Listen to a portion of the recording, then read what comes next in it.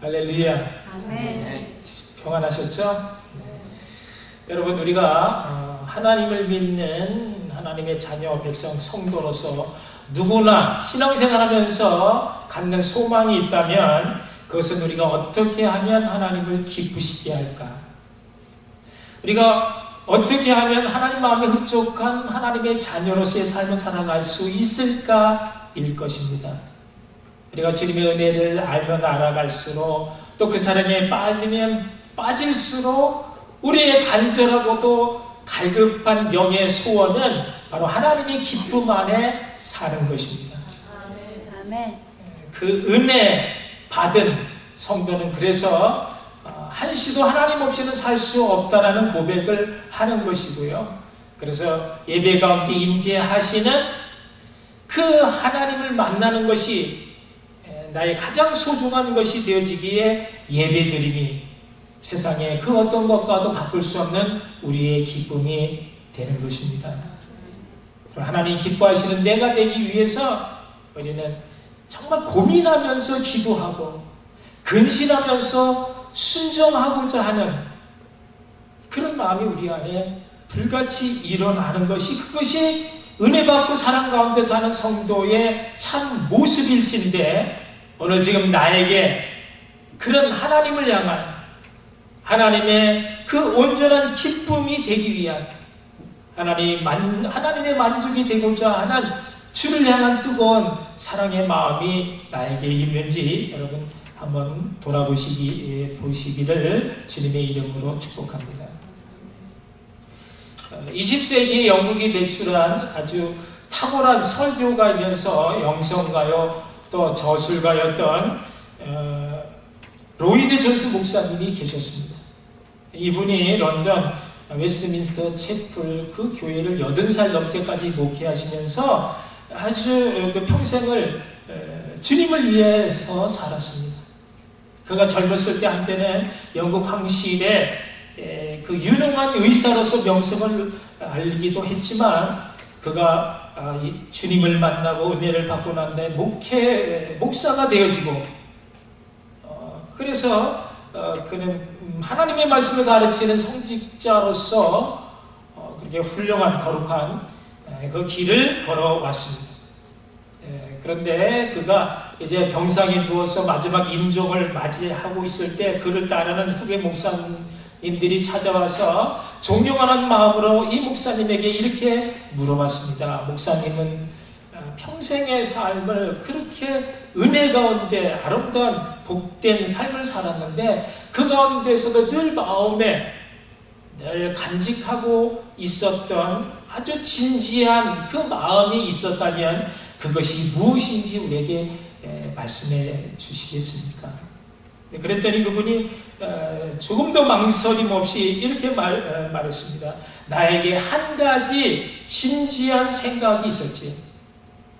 그것은 내가 목사로서 일하다가 죽으면 이제 하나님 그 심판대 앞에 서게 될 텐데 그때 하나님이 나의 생애를 이렇게 쭉 돌아보시면서 야, 참 너는 한평생 나를 기쁘게 하는 삶을 살았구나 라며 칭찬을 해 주실 것인지 아니면 너는 목사가 되어 한평생 너 자신의 명예와 성공을 위해 너 자신의 행복을 추구하며 살았구나 그렇게 책망을 받게 될지 그것이 두렵다라는 말을 했습니다.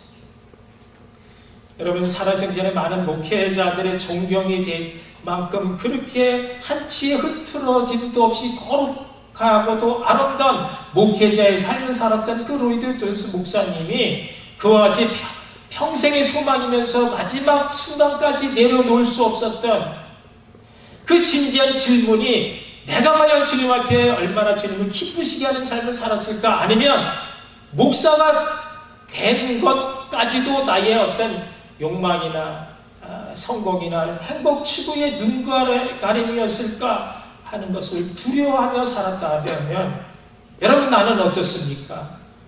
나는 그 질문에 대해서 자유롭습니까? 우리도 평생 그 질문을 우리가 간직하면서 살아야 될 줄로 믿습니다. 사랑하는 성도 여러분, 우리가 반드시 알고 힘써야 할 것은 하나님을 기쁘시게 하는 삶이 바로 예수 믿는 성도의 가장 기본적인 그런 삶의 자세이며, 동시에 그것이 또한 우리 성도의 최상의 목표여야 한다는 것입니다. 사람의 존재 가치는 바로 창조주 하나님을 영원롭게 하며 그분을 기쁘시게 하는 데 있기 때문인 것입니다. 그래서 에베소서 5장 10절에서 사도 바울은 주께 기쁘시게 할 것이 무엇인가를 시험하여 보라, 이렇게 말해 주었고요. 또 로마서 12장 2절 후반부에 하나님의 선하시고 기뻐하시고 온전하신 뜻이 무엇인지 분별하도록 하라, 이렇게 우리에게 말씀해 주고 있습니다. 그러니까 우리가 그냥 아무렇게나 대충 생각 없이 사는 것이 아니라 하루하루 우리에게 주신 소중한 시간을 그분을 위해서, 그분이 무엇을 원하시는지, 그분의 선하시고 기뻐하신 뜻을 분별하면서 살아야 된다, 그런 말씀입니다. 여러분 그렇게 살고 계시죠? 아멘. 아멘. 네. 여러분 정말 내가 주님의 기쁨을 위해서 무언가를 자꾸 시도하는 것이 있어야 하는 것입니다. 그것이 바로 그 기쁨 안에 살 때 성도가 누릴 그 은혜가 그 속에 있기 때문인 것입니다. 여러분 고린도 교회가 처음 주님을 만나 아주 주님 사랑이 뜨거웠을 때에 그들 대다수가 생각하는 고민이 어떻게 하면 하나님을 기쁘시게 할꼬, 그거였습니다. 하나님을 기쁘시게 하는 일이라면 결혼을 하지 않아도 좋았고, 자신의 가지고 있는 소유와 재산을 다 송두리째 다 드린다 해도 여한이 없었고, 자기 몸뚱어리 하나 그냥 하나님께 아낌없이 주님을 위해서 드리는 것까지도 그들은 흔쾌하게 받아들일 수가 있었습니다. 그냥 마음으로서가 아닌 실제 그들의 삶 가운데 그런 모습이 나타나고 있었다는 것입니다. 그와 같이 순수하고 뜨거웠던 그들이었기에 고린도 교회는요, 날마다 정말 뜨거운 성령의 역사가 날마다 일어날 수 있었던 것입니다. 이 뜨거운 성령의 충만함이 오늘 주님의 기쁨을 바라보는 우리에게도 똑같이 일어날 줄로 믿습니다. 아멘. 여러분 오늘 본문의 말씀이 내가 무엇을 가지고 요 앞에 나가며 높으신 하나님을 경배할까, 이 말은요, 내가 어떻게 하나님을 기쁘시게 할까입니다. 내가 무엇으로 하나님의 기쁨을 살 수 있을까를 고민하는 것입니다. 그래서 그들은 내가 번제물 1년 된 송아지를 가지고 나갈까, 여호와께서 천천의 수양이나 만만의 강수 같은 기름을 기뻐하실까, 내 허물을 위하여 내 마다들을 내 영혼의 죄로 인하여 내 몸의 열매를 드릴까. 부모님 말씀이 그렇지 않습니까? 네. 여러분 대단한 거 있지 않습니까? 이제서 이스라엘 백성들이 이제 진정으로 회개를 하며 그들이 바른 신앙의 자세로 돌아오는 듯 그렇게 보입니다. 송아지를 잡아서 드릴까? 천천의 수양을 잡아 바칠까? 만만의 강수 같은 기름을 드릴까? 하나님을 위해서라면, 하나님이 기쁨이 되어지는 일이라면 나의 모든 소유나 재산 아낌없이 드릴 수 있다는 것입니다. 내 죄와 허물로 인하여 그것을 하나님이 사해 주신다면 나는 정말 내 생에 가장 소중한 마다들까지라도 내 몸의 열매를 다 드릴 수 있다라는 것입니다. 그러나 그 다음에 8절 말씀을 보면 하나님은 이 같은 이스라엘의 그 백성들의 신앙이 바르지 않다라고 말씀을 하십니다. 여러분 무엇이 잘못됐습니까? 그것만으로는 하나님의 진정한 기쁨이 될 수 없다라고 말씀하시는 것이 왜 그렇습니까? 천천의 수양이 부족해서입니까? 만만의 강수 같은 기름이 모자라서입니까?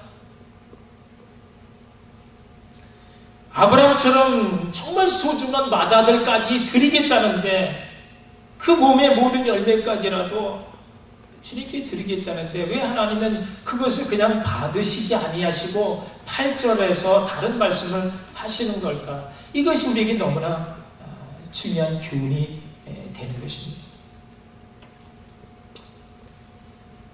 8절의 말씀 보면 사람아 주께서 선한 것이 무엇임을 내게 보이셨나니 여호와께서 내게 구하시는 것이 오직 공의를 행하며 인자를 사랑하며 겸손한 내 하나님과 함께 행하는 것이 아니냐.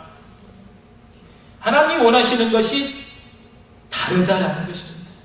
그냥 드린다라고 해서 그것이 다가 아니다라는 것입니다. 내 중심이 아닌 하나님 중심으로 생각해 보라는 것입니다.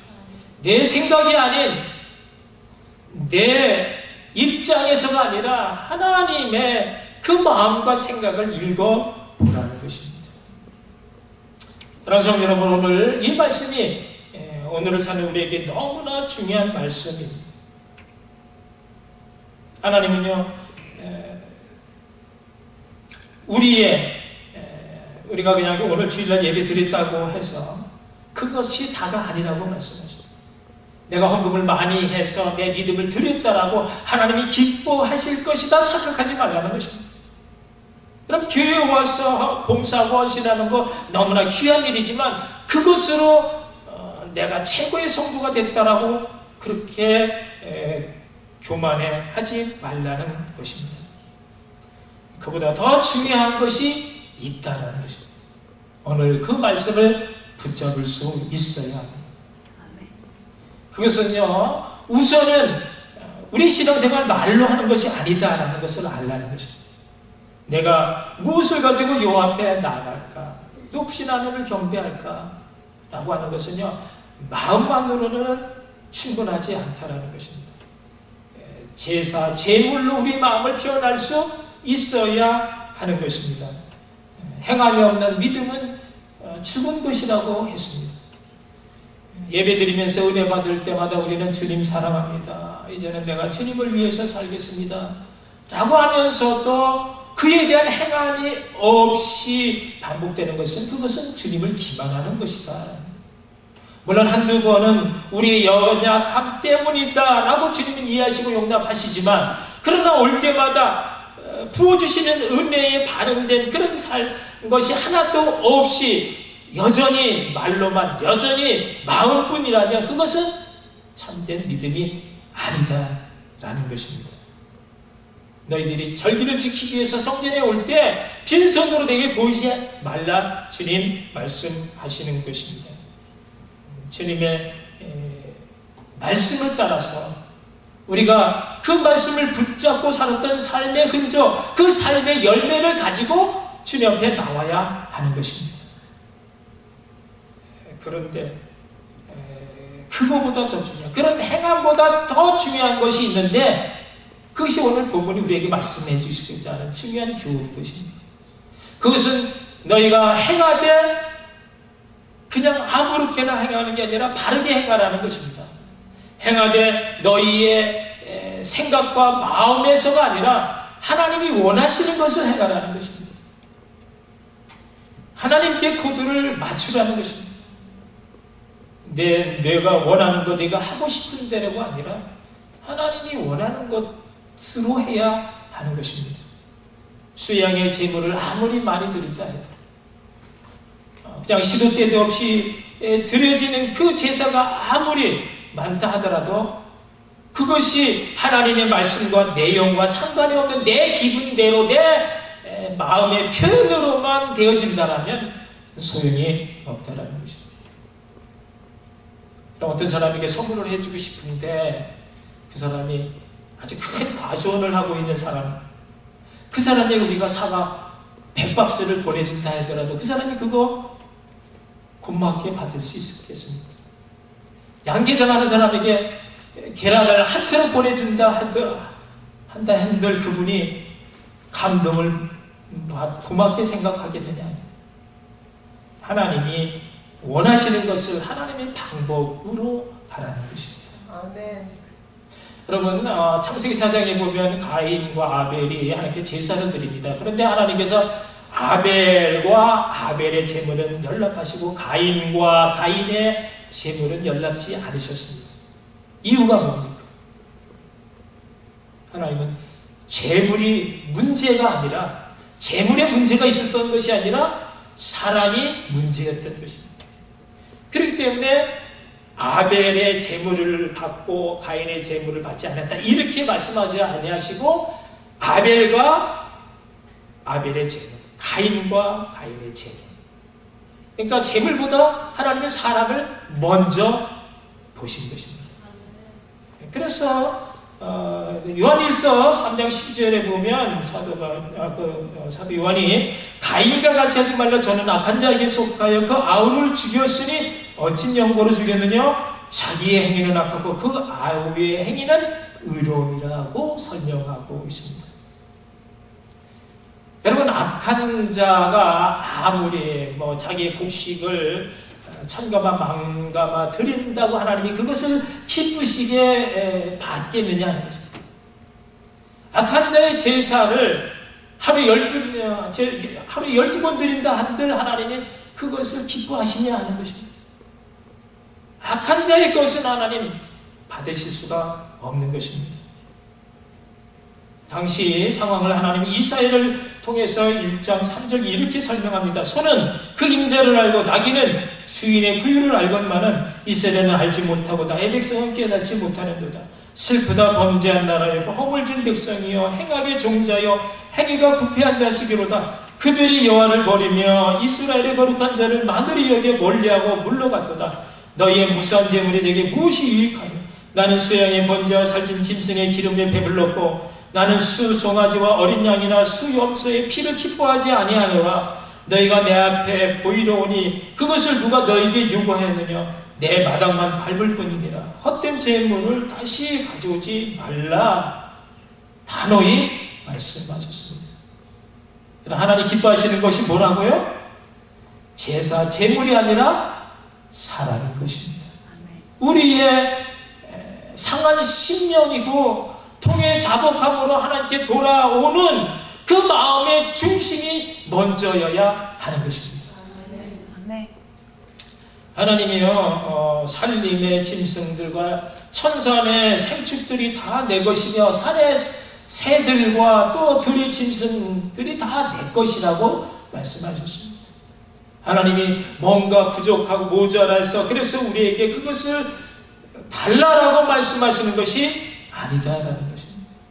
그것은 단지 우리로 하나님께 가까이 나오도록 하는 통로가 되어지는 것이고, 하나님은 그 통로를 통해서 우리가 하나님처럼 그렇게 닮아가고 하나님처럼 사는 것을 보고 싶어 하셨기 때문인 것입니다.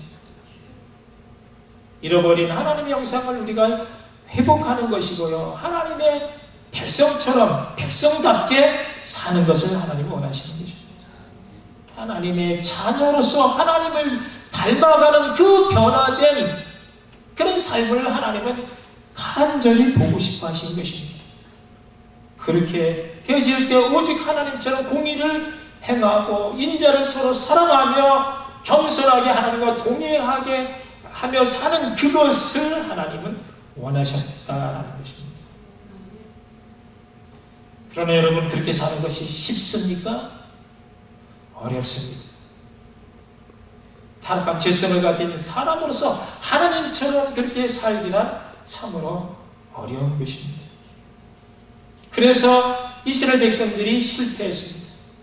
하나님이 그토록 많은 것을 보여주시고 듣게 하시고 또 갖게 하시고 알게 하셨지만 그들은 하나님 앞에서 살기보다는 하나님을 멀리 떠나 그런 세상의 쾌락과 그 욕망의 종으로 끌려다니며 점점 더 더러워지고 추한 그런 어둠의 세상 끝자락까지 추락하고 말았습니다. 이 백성이 입술로는 나를 존경하되 마음은 내게서 멀도다. 나를 헛되이 경배하는도다. 하나님 단식하셨습니다. 그리고 오늘을 사는 우리들에게 다시 하나님 말씀하십니다. 비록 이스라엘은 실패했지만 그러나 영적인 이스라엘로 택하심을 받고 세움을 입은 너희는 이 말씀을 받으라는 것입니다. 사람아, 주께서 선한 것이 무엇인 것을 내게 보이셨다니. 그러면서 이건 선한 것이 무엇인가? 그것은요, 하나님의 말씀인 것입니다. 주께서 주신 그 주의 율례와 법도를 지켜 행할 때 너희는 내 백성이 되고 나는 너희 하나님이 되리라 하셨습니다. 도무지 우리가 지켜 행할 수 없는 그 말씀이 실제가 되어 우리 앞에 나타내 보이셨습니다. 말씀이 육신이 되어 이 땅에 오셔서 우리 가운데 거하시는 그 예수님이야말로 세상에 유일한 선한 것이 되는 줄 믿으시기 바랍니다. 하나님을 기쁘시게 할 오직 유일한 선한 것, 그것은 그의 아들 예수 그리스도 뿐인 것입니다. 예수님께서 세례를 받으시고 물에서 올라오실 때 하늘이 열리고 성령이 비둘기같이 임하시면서 하늘로부터 소리가 있어 이르시되 이는 내 사랑하는 아들이요 내 기뻐하는 자라 하셨습니다. 그분의 오심을 받아들임으로써 우리는 아무것도 할 수 없는 그런 우리가 내게 능력 주시는 자 안에서 모든 것을 할 수 있는 자, 하나님의 생명으로 사는 자가 되었습니다. 그분이 화목제물로 오셔서 온전히 말씀에 순종하심으로 불순종으로 인한 타락의 그 죄값을 그분이 다 대신 갚아 주신 것입니다. 그분이 자신의 생명까지라도 아낌없이 다 내어주신 그 희생적 사랑으로 하나님의 모든 율법의 말씀을 다 이루신 것입니다. 그분이 율법의 완성, 마침이 되어주셨고요. 우리는 그분을 믿는 믿음으로 우리 안에 선한 것이 있게 되어졌습니다. 에베소 3장 10절 말씀이 우리는 그의 만드신 바라 그의 그리스도 예수 안에서 선한 것을 이를 위하여 지으심을 받은 자니 이 일은 하나님이 전에 예비하사 우리로 그 가운데 행하게 하려 하심이니라 했습니다. 우리를 선한 일을 위해 지으셨다. 우리에겐 선한 것이 없었는데 선하신 그분이 우리 안에 오셔서 우리로 선한 자가 되게 해 주셨다는 것입니다. 오직 선하신 예수 그리스도의 능력과 그의 신성이 우리 안에서 역사하기 때문인 것입니다. 아멘.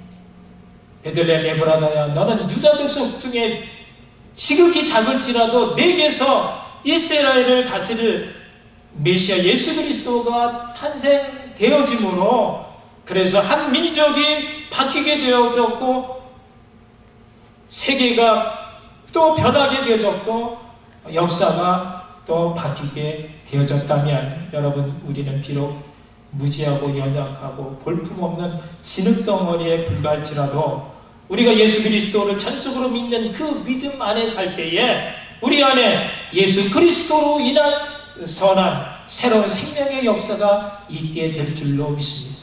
아멘. 그 선한 새로운 생명의 역사가 무엇입니까? 나는 날마다 죽어지되 내 안에 그리스도가 충만해짐으로 그분이 내 안에 살게 되어지는 그 놀라운 생명의 역사를 말하는 것입니다. 그래서 우리는 날마다 유혹에 욕심을 따라 썩어져 하는 그런 세상 구습을 쫓는 자들이 아니라 오직 심령으로 새롭게 되어져 새 사람을 입은 그리스도로 사는 것입니다. 이것이 바로 그리스도의 성품인 것입니다. 이스라엘 백성들은 실패했지만 우리는 말씀대로 살 수가 있습니다. 왜요? 말씀이신 그분이 우리와 함께 하시기 때문입니다. 우리가 그분을 의지하고 정말 진정으로 사랑하게 될 때 우리는 그분과 하나가 되죠. 연합의 놀라운 그 신비한 능력으로 사는 것입니다. 이런 하나님의 사람 성도들이 마침내 어떤 상황에서도 공의를 행하고 인자를 사랑하며 겸손하게 하나님과 함께 동행하는 임마누엘의 축복으로 사는 사람인 것입니다. 아멘. 이 능력이, 이 축복이 오늘 예수 그리스도와 연합된 저와 여러분 삶 가운데 늘 충만하시기를 축복합니다. 아멘. 사랑하는 성도 여러분, 우리가 믿는 하나님의 자녀여 또 성도로서 하나님을 가장 기쁘시게 하는 것이 무엇일까요? 그것은 바로 우리 안에 오신 예수 그리스도로 변화받아 새 사람을 입는 것입니다. 나는 알 수 없었지만 이제는 내 안에 그리스도가 사심으로 말미암아.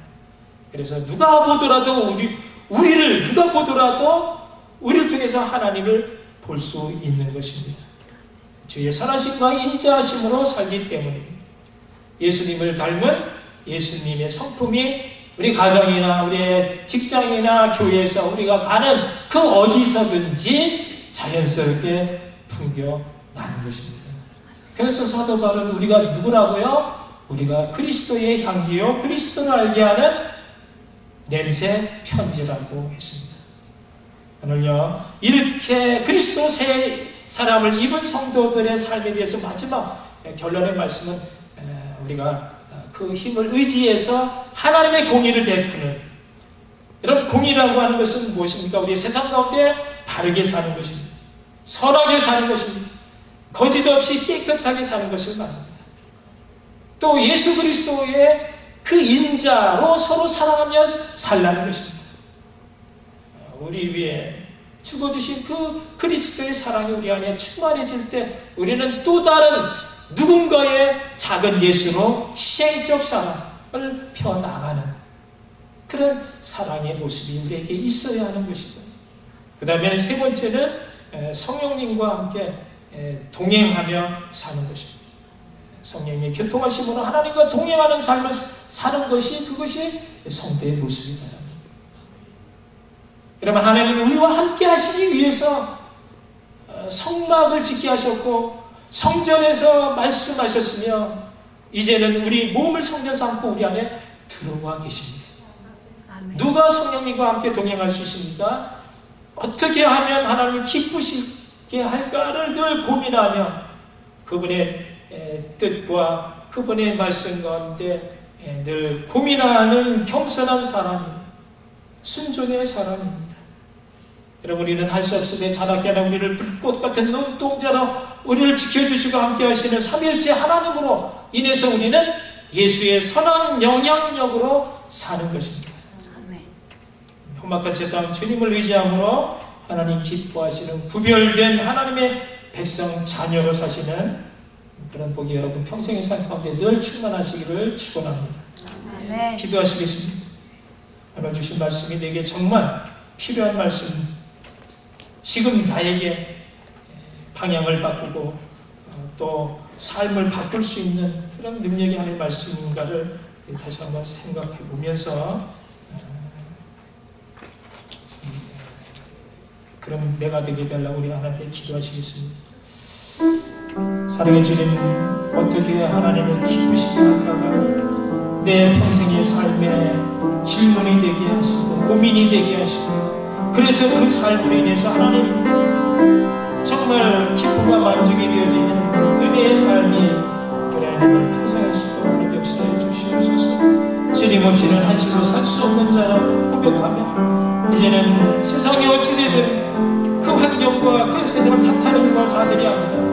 그 안에 역사하시고 함께 하시는 주님을 인해 기뻐하며 찬양하며 경배하며 하나님 높일 수 있는 하나님의 삶을 다 되줄 수 있도록 하나님 역사하여 주시옵소서.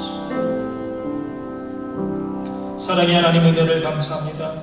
오늘도 주신 귀한 말씀이 생명이 되어 우리 마음판에 새겨져 세상 사는 가운데 세상을 이기고 죄를 이기고 나를 이기고 오직 사랑의 주님 하나님 어떻게 하면 주님을 기쁘시게 할까 그것을 위해서 날마다 한 걸음 한 걸음 앞으로 나아가는 하나님의 복된 정말 눈에 넣어도 아프지 않을 만큼 존귀한 하나님의 자녀들로 살게 하여 주시옵소서. 예수님 이름으로 기도합니다.